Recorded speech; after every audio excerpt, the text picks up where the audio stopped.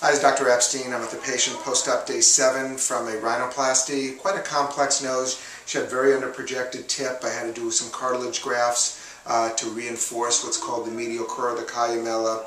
You can see on her frontal view, her septum was all off to the right side. You can see it sticking out. She didn't have a very pretty defined tip. She's obviously a very pretty girl, but her nose, just had an undefined tip here. You see how when she smiled, it sort of drooped down. And also she had a bump. So what was done is I took down the bump, I refined the tip, I brought the tip forward so it would have better projection, refined it, and also straightened out the septum and just made it more even here. We can see her here. She's post-op day 7.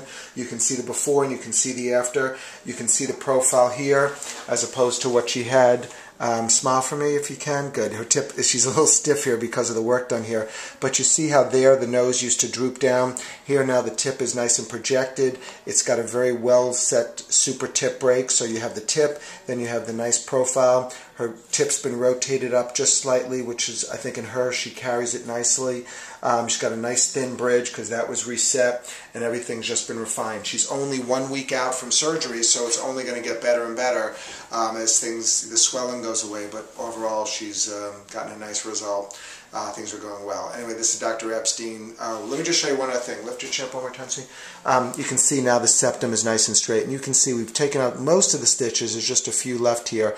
I also did some alar base narrowing, so you see her nostrils were all flared here, and they were asymmetric, and now her tip is just much prettier, projects nicer, and her nostrils were conservatively narrow or subtly narrow. Anyways, Dr. Epstein, thank you.